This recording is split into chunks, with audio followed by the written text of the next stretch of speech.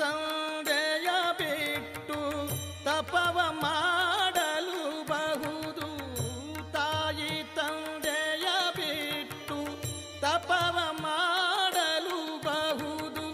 ದಾಯಾದಿ ಬಂಧುಗಳ ಬಿಡಲು ಬಹುದು. ದಾಯಾದಿ ಬಂಧುಗಳ ಬಿಡಲು ಬಹುದು. ರಾಯತಾಮು